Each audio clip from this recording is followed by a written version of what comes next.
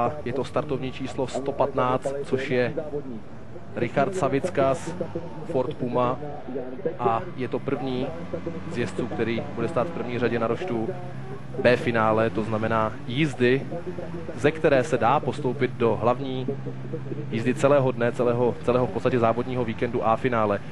Ondro, jakou máš zkušenost s Bčkami, to znamená s finále B? Tak zatím jsem se v Bčkách moc neotrkal, zatím to nějak vždycky vycházelo, ale někdy se hod nedá nic dělat a člověk musí jet z toho Bčka, tam už jde o všechno, buď a nebo no. Z autokrosu je známé, že v podstatě pokud se vám jako jezdcům nepovede už volný trénink nebo měřený trénink, v tu chvíli se to s vámi vleče a už to potom B finále hrozí. Tak ono záleží asi na závodech, že jo, tady v Pace, když člověk nenatrénuje a startuje už z druhé řady nebo z třetí řady, tak může se říct, že nedostane se ani do toho blbýho Bčka, no. Ale říkám, je to o závodech. Určitě, no a my sledujeme také v pozadí toho Fordu Puma stojí červená, za Richardem Savickasem stojí červená Škoda Fabia a to je český pilot Jan Bartoš, jezdec, který závodí především, ano, teď to sledujeme v detailu, jezdec, který závodí především v českém mistrovství, nicméně už zkouší i mistrovství Evropy a samozřejmě domácí závod v Nové Pace si nemohl nechat ujít. Ve finále vlastně v první řadě nám tam chybí 117, jestli dobře koukám, že nám tam stojí jenom dva. Vypadá to tak, že v první řadě stojí jenom dva vozy a to znamená, že Nizozemec Marcel Otting nenastoupí do této jízdy a tím se samozřejmě trošičku zjednodušuje situace pro zbylé závodníky a hlavně i mají šanci ti z druhé řady, protože je tam díra, je tam prostor a ten, kdo vyrazí dobře, ten, kdo dobře odstartuje, dobře zareaguje na startovací zařízení, má šanci se probít už v první zatáčce na jedno z těch dvou postupových míst. No a to je Josef Petrik, další český jezdec, který bohužel letos se neúčastní celého mistrovství Evropy a také v Nové Pace pouze jeden závod. Možná ho uvidíme ještě v Přerově. Tím je vlastně pověstná paka, že tady přijíždí lidi, kteří normálně nejezdí, ale jakmile si jede paka, tak přijede skoro každý. Je to přesně tak. Dnes v podstatě není třída, kde by bylo méně než 30 závodních vozů, v 16 stovkách dokonce téměř 40 závodů. Já tuším, že bylo převzatých 630 aut. Což je opravdu hodně a je to unikum tohoto závodu novopadského, protože v autokrosu se říká, kdo nejel, paku nejel autokros a všichni si toho, jak se zdá, pořádně hledí. No a uvidíme. Chystá se start? Startérka prochází před startovním roštem a to už značí jenom jediné. Pár vteřin do startu a tam vlastně červená Fabie Honda Bartoš, na kterého bychom se mohli zaměřit. Měli bychom se soustředit. Právě teď bylo odstartováno a Jan Bartoš s červeno-bílou Fabií v tuto chvíli na třetím místě, protože do čela se dostal se žlutým Fordem Focus Janis Bogdanovic a Jan Bartoš, teď to vidíme, jede na třetím místě. Bohužel to pro něj v tuto chvíli znamená nepostupové místo do hlavního A finále. Ale jestli vidím, Josef Petrik se dostal na krásně čtvrtý místo, takže tam máme vzadu vlastně dva Čechy. Máme na třetím a čtvrtém místě českého jezdce a vidíme, že v Nové Pace se samozřejmě je sucho, je teplo, docela dost práší. Ondro, v prachu to není lidově řečeno žádný šlágr. Nevím, jak se práší třeba do té plechovky, ale vlastně do autokrosového auta a auto je otevřený, takže tam člověk si dá všechno. Měli bychom říci, že když autokrosa řekne do plechovky, myslí tím vůz cestovní přesně tak.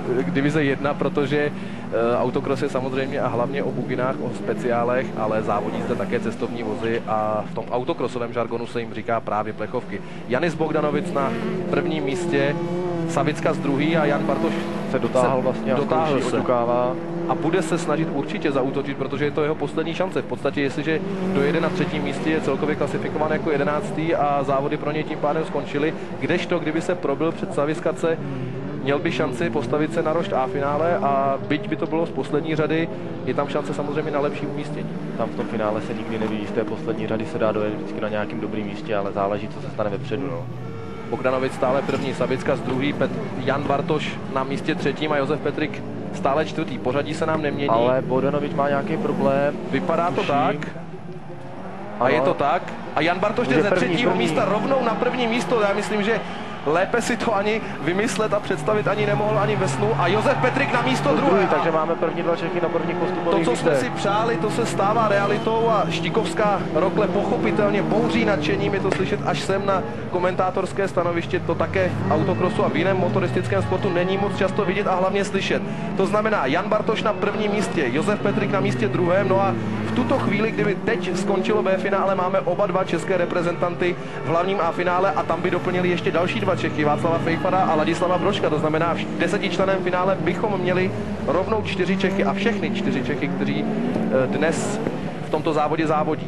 Takže by to bylo velice skvělé, ale tuším 4 kola do konce, takže ještě nepředbíháme a uvidíme. Určitě nebudeme předbíhat, protože 7 kol v Nové Place, to je pro autokrosové speciály, jakékoliv autokrosové speciály, opravdová porce a ten terén je těžký. Těžký terén, je vedro, takže může se stát cokoliv. Auta samozřejmě v tomto počasí a za těchto podmínek hodně trpí a budeme si přát a budeme doufat, že jak Josefa Petrika, tak Jana Bartoše nepotká žádná technická závada a také, že neudělají žádnou jezdeckou chybu, ale vidím, že teď poodjíždějí, mají, zvětšuje se ten náskok, takže já myslím, že by to mohlo i klapnout. Nebudu sice předbíhat, nechci. Určitě nebudeme to chtít hlavně zakřiknout. Savickas na místě třetím, ale už s velkým odstupem a teď by to jen chtělo, aby v tomto pořadí rozhodně na těch prvních 2 místech naši reprezentanti dojeli a pak nás čeká velice zajímavé A finále této kategorie. Pole je roztáhané, Ondro, v takovémto závodě, kde se přímo nebojuje, jak se říká, auto na auto, kontakt na kontakt. Jak se tak závodí, když člověk jede sice v prachu, ale jede vlastně sám a nemůže nikoho dohnat a za ním zároveň nikdo není? Tak teď záleží, jo, jestli je první nebo druhý, tak už si to musí hlídat a jestli jede jako třetí, tak musí chtít a musí hledat, kde může zrychlit. No.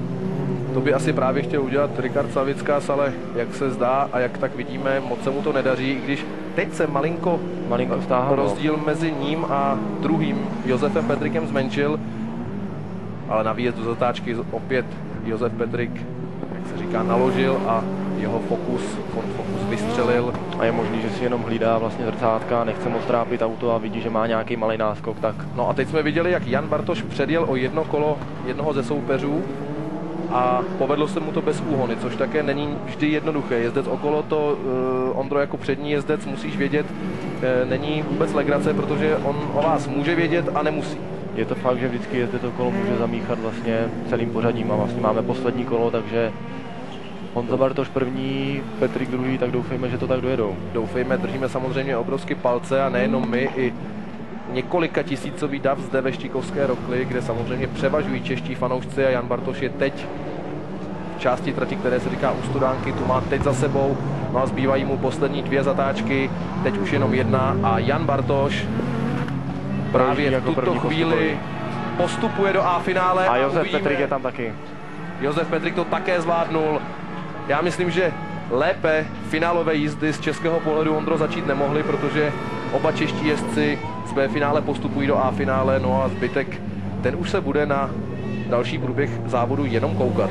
Určitě líp to dopadnout nemohlo, takže můžeme klukům popřát, ať se jim daří vlastně váčku. Jenom bychom mohli říci, že Richard Savickas nakonec na 11. místě celkově, třetí v tomto B finále, slovenský jezdec Jan Beckert na 4. místě a Aleksandr Falejev na místě 5. Janis Bogdanovic, jezdec, který odstartoval nejlépe, teď můžeme vidět ze zpomaleného závěru se svým Fordem Focus, nakonec až jako poslední, a to proto, že ho určitě potkal nějaký technický problém. Jan Beckert, Toyota Corolla, tady vidíte, jaké měl problémy hned v první zatáčce. Ondro, kdo je takzvaně vyvežen v první zatáčce na vnější stopě, a zde vidíme i Jana Hovorku, to byl další český jezdec, který bohužel ujel jenom kousek a... Tady je vlastně ten předjížděcí manévr Honzy Bartoše. Jan Bartoš nádherným způsobem využil zaváhání Bogdanovice a hlavně... využil vlastně toho i Petrik, který vlastně objel Savicskase. Přesně tak a jediný, kdo na tom opravdu hodně prodělal, byl v tu chvíli druhý Savickas, který přišel v podstatě o postupové místo a zároveň byl předjet hned 2 jezdci. Ještě v jednom momentě tam byl vidět Jan Hovorka, kterého teď odtahuje traktor.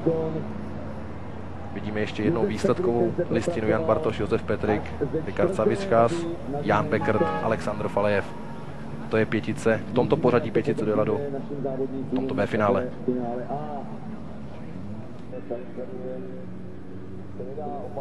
No a teď nás čeká B finále divize 3A 16 stovek, ve kterém se představí jeden český jezdec, Jiří Šikola, startovní číslo 242 a první pozice v první řadě na roštu.